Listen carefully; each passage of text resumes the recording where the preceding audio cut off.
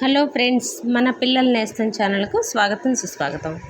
ఈరోజు కంచి పరమాచార్య వైభవంలో ఇంకొక కథను తెలుసుకుందాం.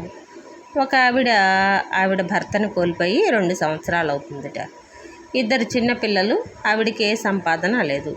పిల్లల్ని పోషించే దారి కూడా లేదట. ఆ రోజు స్వామివారు దైనందిక పూజలు ముగించి భక్తులకు దర్శనమిస్తున్నారట. ఆమె స్వామివారి దర్శనానికి వచ్చి తన పరిస్థితిని చెప్పి, స్వామి, నా భర్తకు గవర్నమెంట్ నుంచి రావాల్సిన బకాయిలు కూడా రాలేదు. చాలాసార్లు అధికారులను కలిసి నా కుటుంబ పరిస్థితి వివరించాను. మేము పంపవలసిన కాగితాలన్నీ పంపాము. త్వరలో రావచ్చు అంటున్నారు. తమరు నన్ను నా బిడ్డలను దీవించి ఈ కష్టాల నుంచి కాపాడండి అని వేడుకుందిట.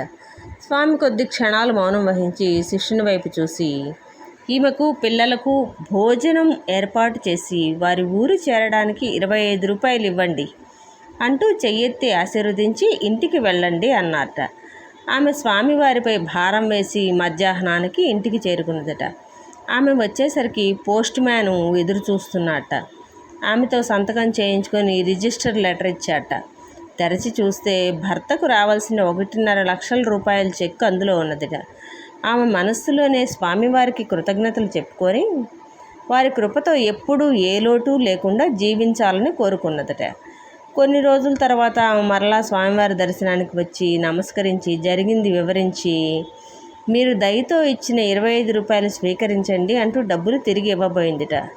అందుకు స్వామివారు నవ్వుతూ, నీకిచ్చినది డబ్బు కాదు, అది ఈశ్వరుని ఆశీస్సులుగా భావించాలి, నీ దగ్గరే ఉంచుకో అని ఆశీర్వదించి పంపారట.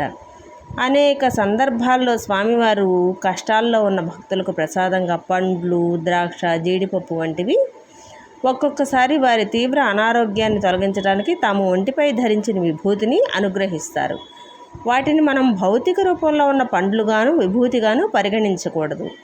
అవి వారు సంకల్ప బలంతో ఇచ్చిన ఆశీస్సులుగా మనం భావించాలి. పిల్లలు, మీకు ఈ కథ నచ్చినట్లయితే మీరు మన ఛానల్ని సబ్స్క్రైబ్ చేసుకోండి.